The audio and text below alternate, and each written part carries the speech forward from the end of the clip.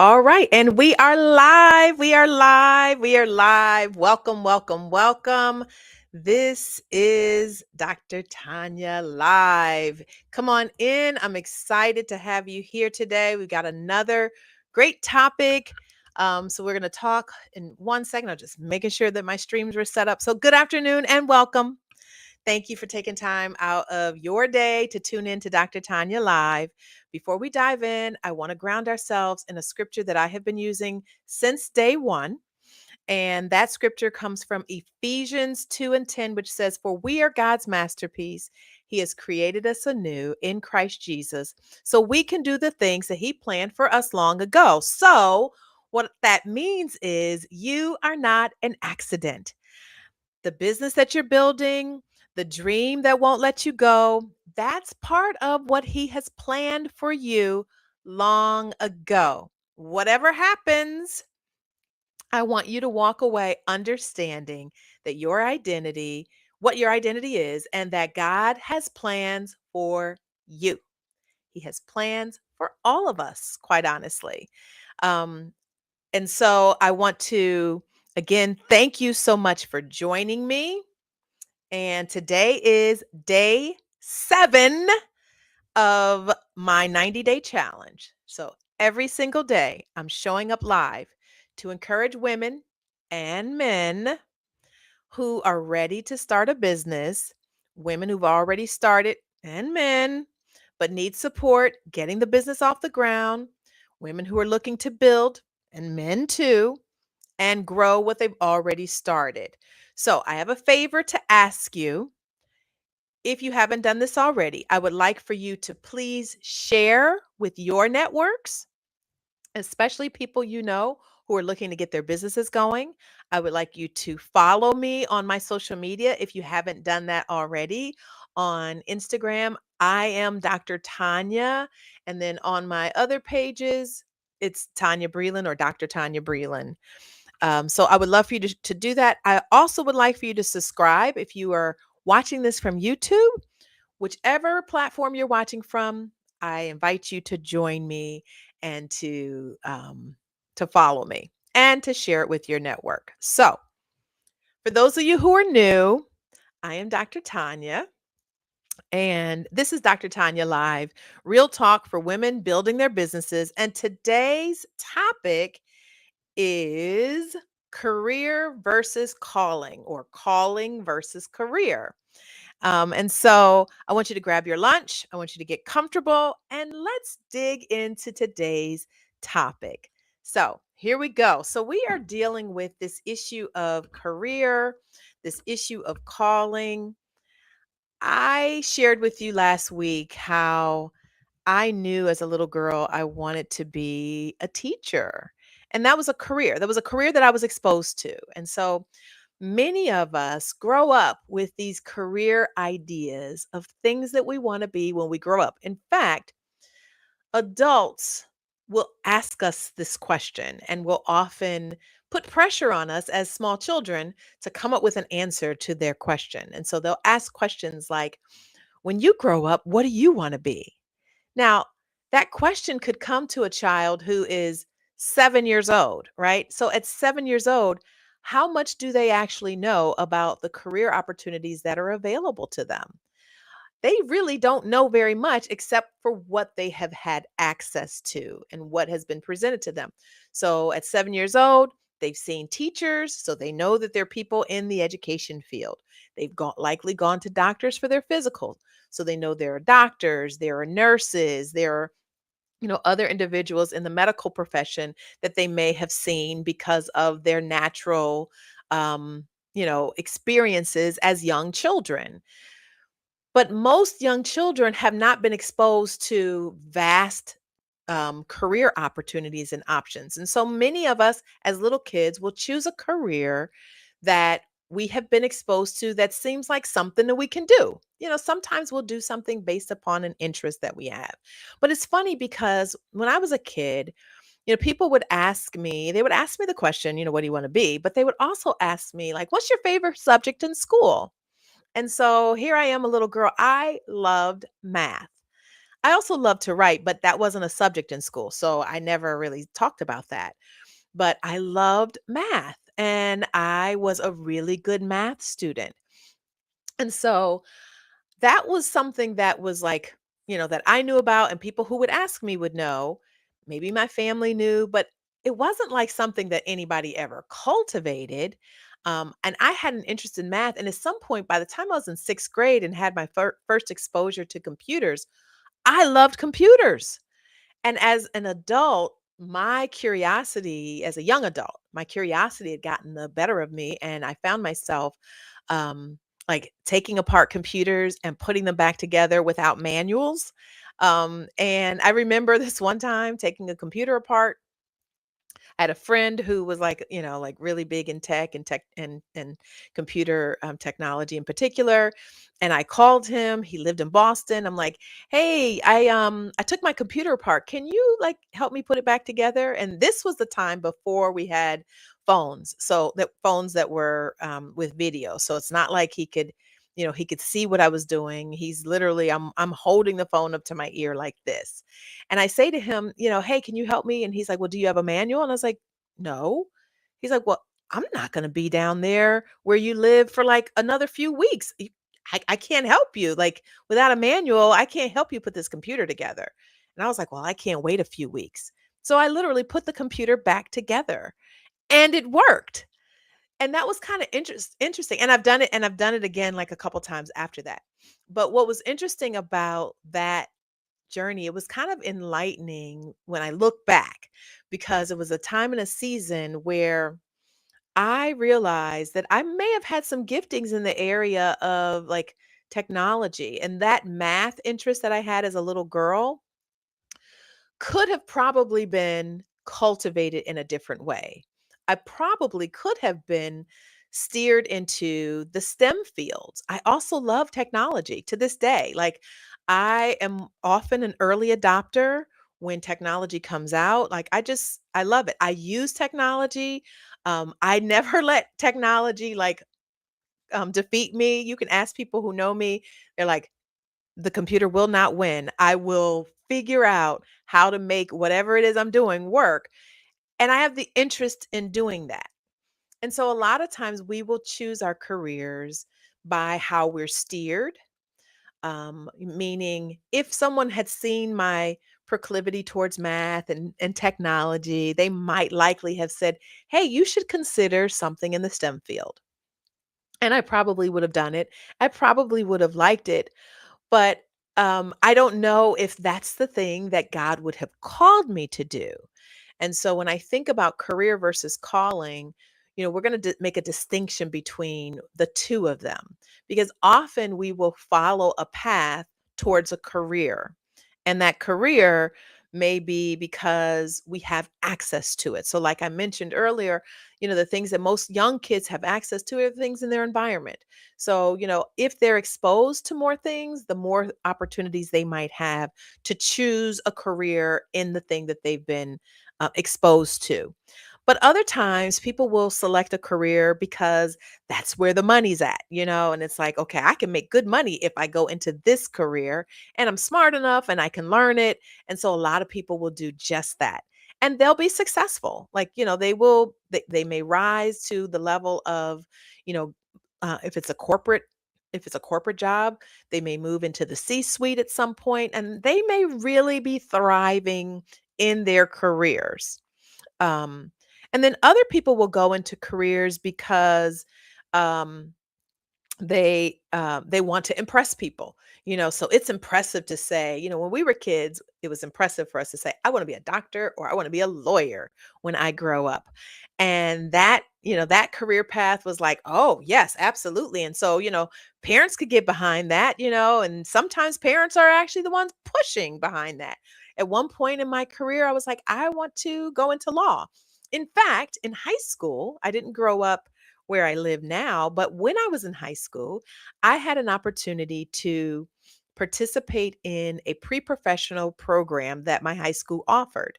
And that pre professional program was a law track. So I was in a pre professional law class, law track. And that meant that, my courses were, like speech and debate. US history and history in general.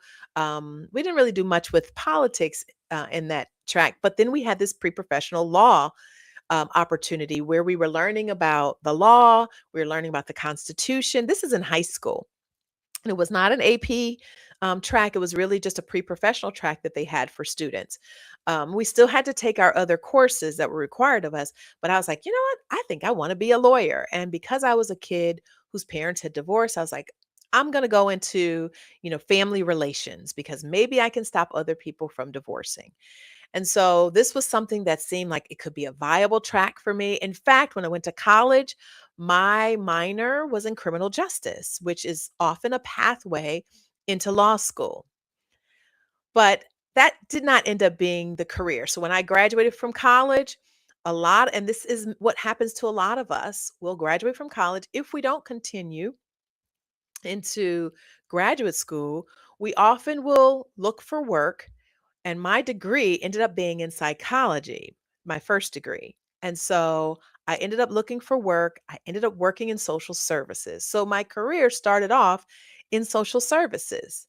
But how many of you know if you start off in a career or if you're working in a career that is not what God has called you to, you are not going to be satisfied, not completely. You may have some satisfaction. You may love your career. You may love the prestige that comes with the position that you have. You may love the growth that you're experiencing, but it does not mean that you are walking in your calling. It also doesn't mean that that is the assignment that God has for you. And I'm not saying that everybody has to be an entrepreneur, but some of you, specifically those who are likely tuning in, know that there is an entrepreneur inside of you. You know that there is something that is calling you, something that is pulling you, something that won't let you rest, something that feels like it could be a burden that will not let you go until you act upon it. And that is usually oftentimes how we can distinguish between the thing that we're called to and the thing that we have as a career. What's surprising to me sometimes is when I talk to really successful people who are doing really well in their careers. I mean, like the kind of thing where you'll look at them and you'll be like, hashtag goals, right? And these individuals, and I literally had conversations with a few women who were at the top of their careers. And by all likes, most of you would say, oh my goodness, like they are like, this is what I would like to aspire to, or I want my child to look up to this individual because this individual's got it going on. They're making great money. They have great prestige. They're leaders in their industry. They make decisions that impact hundreds of thousands of people's lives. Like they are doing the thing that you look up to and that you are impressed by, and you can have a conversation with them and learn. But and often it's surprising because you look at them and you're like, oh my gosh, like you are so successful, you're doing so well, and their careers really have given them some amazing opportunities, but deep down inside they are not fulfilled. They believe that their gifts are not being utilized in the way that God has designed for them in particular. So you remember I started off with this scripture that we are a masterpiece, and as God's masterpiece, He's created us anew. So that masterpiece that we are is what's very unique about each of us. And just like all of us have our own fingerprints, every one of us is extremely different from the next. We may have similarities with some folks, but we are not the same. And the giftings that God has put inside of us are for particular reasons and purposes and different assignments that He has for different seasons of your life. And so that's where that calling comes in. That calling pulls upon the gifts and the talents that God has put inside of you that others might not have or may not have the degree to which you have it. God will put these gifts inside of us because there's a purpose that He has for us to be able to use these gifts and these abilities. He'll give us experiences and He'll give us background that often will feed and fuel the calling that He has on our lives. The other thing is when we think about how do we know if something is our calling, if we're being called to something, the biggest thing that I have discovered in my experience is your calling will not let you go. You will not feel free or totally fulfilled, no matter how great your career is, if it is not within the calling and the assignment that God has for you. And so we've got to move in the direction of the thing that God has called us to. And we can't allow other things to cloud us. Now, it doesn't mean that God doesn't give us a runway to prepare ourselves and to learn what we need to learn to be able to be in a position to walk in our calling. It doesn't mean that we may not have to learn some things to fully walk in our calling, especially when we're talking about a business. So you might recall if you were on last week when I first started this, I talked about failing in business right from the start when I was 26 years old. And here was an idea that I had. I don't know that God was calling me at that time into business, but what I did learn was that while I had gifts and talents that could help me build a business, I realized there was still a lot that I needed to learn. So there are, just because God calls you to it doesn't mean he doesn't want you to be prepared for what it is that he's calling you to. So you may have a business idea. You may have something that you know you're supposed to build and it is outside of the career path that you have taken and you have to do it. Otherwise, you're never going to be free from the burden that you're going to carry waiting God with which really is God waiting for you to say yes to the thing that he has called you to.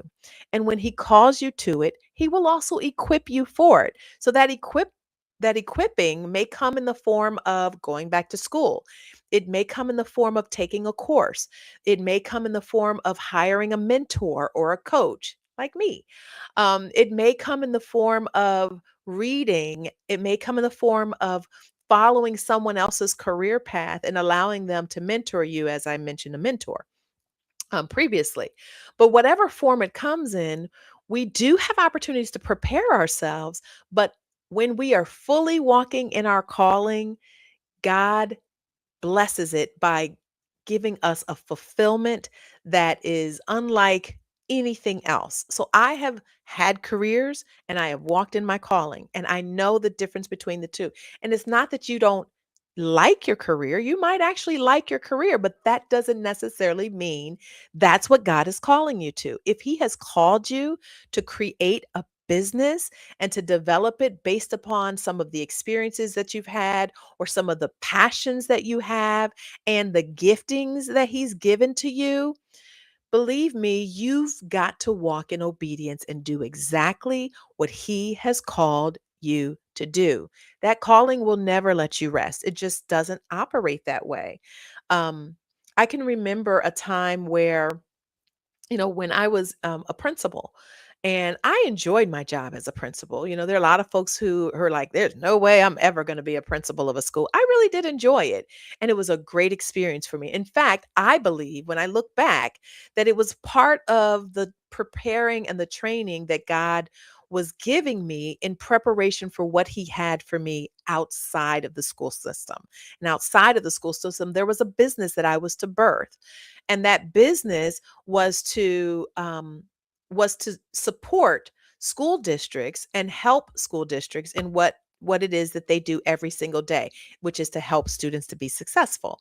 And so I don't know that I could do what I do right now if God hadn't given me that opportunity to walk in that career path. So understand you need to also hear God's timing when you are taking a step of faith and starting the business he's called you. If you step ahead of God, you may find yourself failing. He may have this for you, but you really need to seek him on the timing of it because it may be that he has you in a career and he has you on a job doing something that is going to prepare you for what is ahead. And so don't take those days lightly. Don't take them for granted either, because those opportunities in your career may be exactly what you need to be successful in your calling and walking in your calling. And sometimes it's a really smooth, easy transition, but sometimes it's not. So part of my calling is to help schools. And in helping those schools, it is to help them to create the best experiences for all students to feel a sense of belonging, to be able to thrive and to achieve at high levels. Every child, especially children that look like me. Oftentimes, children who look like me may not always be in systems that allow them to thrive and allow them to understand who they are, what their gifts are, how they can be challenged and engage in a way that allows them to be to be very successful. So it's something that is very I'm very passionate about. When I'm talking about education, especially educating students that look like me, you'll hear the passion come out when I'm talking about it, because it really is a part of the calling that God has on my life. But God may have multiple callings for you. There may be more than one thing that He has you doing in your life and in your career. That other thing for me is what I'm doing right now, encouraging somebody else. I've always been an encourager. I can remember when I was a teenager, and I'm not going to share specifics, but I remember being confided in by women who were young adults already. They were already grown-ups in my eyes. And I was like, I don't know, 16, 17 years old, and they were coming to me for advice. I have no idea what it was that I was giving off that made them think that I could advise them in any capacity.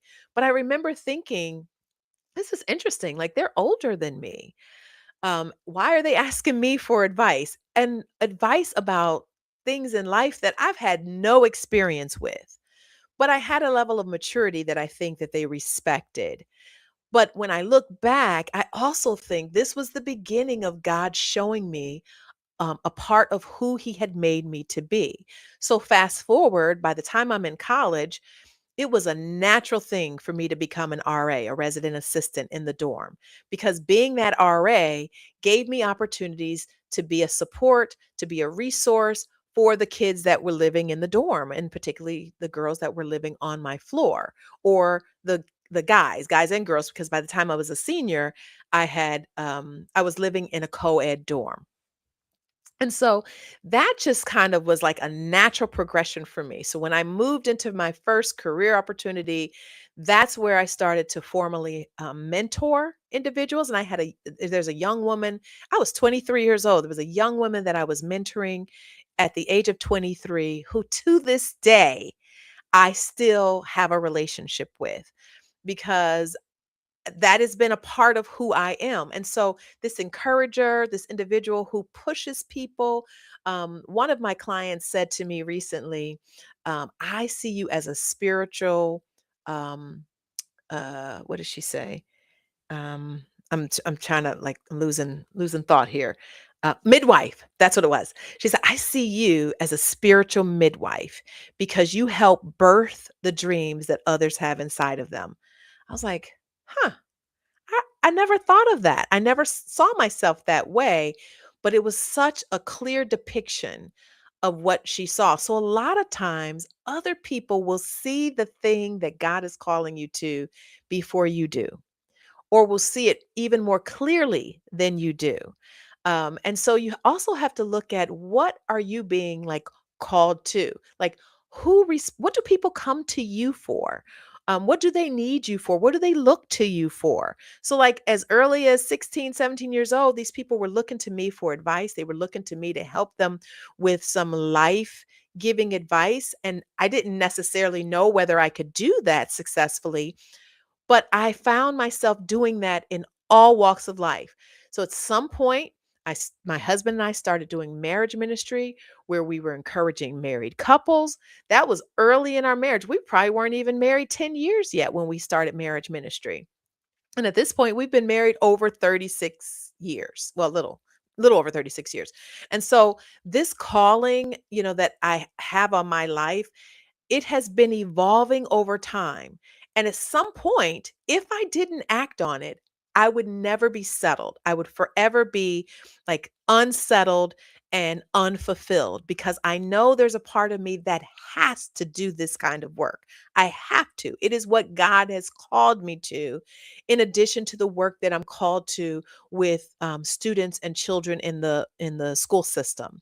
And so sometimes our calling may be a dual calling, and I don't always see the connection. But I actually recently saw the connection between what I do for schools and where my passions lie and what I do for individuals when I'm coaching. And I was able to see the connection that I hadn't seen before. And I was like, oh, wow, this makes so much sense now. Ultimately, what I want to see in schools is I want to see students whose gifts are nurtured. In this other side of my calling, I want to see individuals whose gifts are being nurtured. I want to see in schools, I want to see students who are thriving and succeeding. In this other side of my calling, I want to see individuals who are thriving and who are successful, who are walking in their calling. So all of this makes sense. So it's like, I can see how God operates and he puts it all together. What about you? What is God calling you to do? And are you walking in that calling? Are you doing what you know God has gifted you and has assigned for you to do? And do you have clarity on that? Because sometimes we don't always have the clarity that we need. And so it's really important that we do a little digging, and maybe we have to get some support.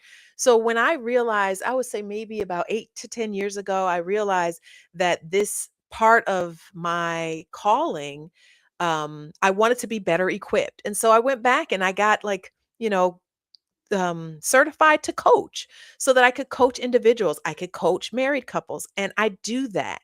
And I get so much joy doing it. The other thing about when we're walking in our calling, we might not even get paid for it. It off We want to get paid. Don't get me wrong. However, when we are walking in our calling and we know we're walking in our calling, we can do this work notwithstanding a paycheck. Don't get me wrong, it's a business for me. So I want to be able to um, get paid for this work. But because it's a calling, I can do it whether somebody pays me or not. I have mentors all over the place. Excuse me.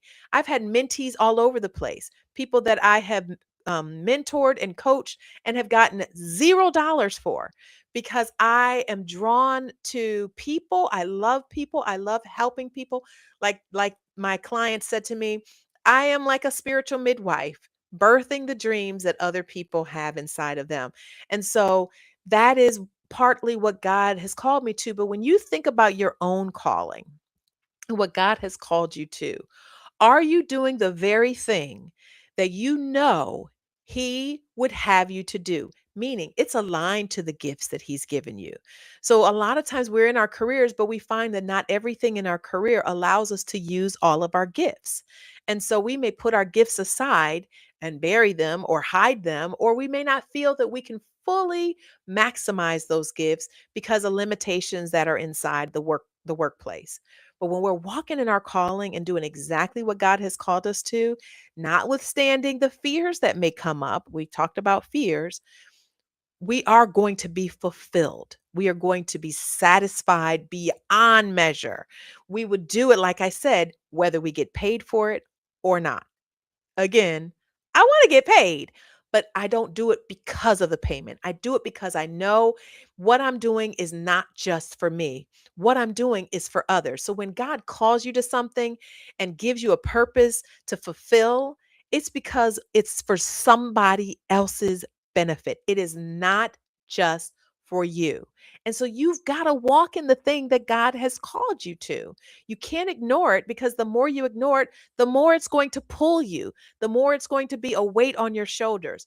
But the moment you say yes, the moment you step out on faith, build the business, follow the dreams, do the thing that God has called you to do, walking in your purpose, using your gifts, making a difference in this world, you will find that things can change. And so I hope that this was encouraging for you. I know that a lot of people say that they know they're supposed to be walking in their purpose. They say that they know God has called them to it. But some people are not able to do that because of fear. Fear is like a boogeyman. And many of you may be dealing with fear. And trust me, I have dealt with my own share of fears. And my business partner, my husband, my team members, they will tell you that I have dealt with fear. So I am not exempt from this. But I know when I am dealing with fears, I've got to go to the one who can help me with those fears. And so I've designed a way for you to work through your fears. It's a gift that I have for you, and I want to share it with you. If you've been with me on these lives, I have talked about fear almost every single day because fear could be the number one reason that's standing between you and walking in your purpose and walking in your calling and walking in the assignment that God has called you to. And so I would love to be able to give this to you for free. So I created something, it's called When Fear Knocks. It is a 10-day devotional and it is free. It is free to you. And I just put it on my website for you and for anyone else that you believe may be dealing with fear. Here's what makes it different from other things. You don't just download it. You can download it if you like to, but you can actually work on it right from your phone, right on your phone or on your computer, your laptop. What you'll find in it is there's a scripture each day, there's truth about how fear operates, and then there are 3 journal questions that you can answer right on your phone, and it will save your work for you. It is private only to you. So I can't access it and no one else can access it. No one can see it. It is just your own record. And when you're done at the end of the 10 days, you can download everything that you have responded to. So you can respond right there in the on the website. So the idea is I want to move you and um calling help you go from calling fear by its name, which is really important if you're going to combat that fear, to being able to walk in courage and walk in purpose and walk in your calling. You do have to confront the fears, though. You can't allow fear to continue to consume you. The idea is, I want you to be able to say yes to what God is calling you to. So, and when you're finished with the whole thing, you can download it. Like I said, again, it is free. Go to my website, tanyabreland.com/resources, and it is there for you and accessible to you. And if you walk away from it and come back, it'll take you right back to where you started. You can start today if you didn't start yesterday. You can start today, day one. You don't have to wait till next week. You can start whenever you want, but don't wait until you feel ready. I want these fears out of the way. So that is all we're going to have today. I want to thank you again for spending your time with me, your lunch hour with me. I really don't take it lightly. If today's conversation resonated with you in any way, I would love to hear from you. Inbox me, send me a message, shoot me an email. I read every single one of them. You can visit me on my website, tanyabreland.com. You can email me directly, tanya@tanyabreland.com. And again, feel free to take advantage of that free resource until tomorrow, where our topic will be the myth of readiness. You don't have to be ready to start. That's what we're going to talk about tomorrow. So until then, remember the world is waiting for you to say yes. And I'll see you right back here tomorrow at noon, same time. God bless you. Have a great rest of your day.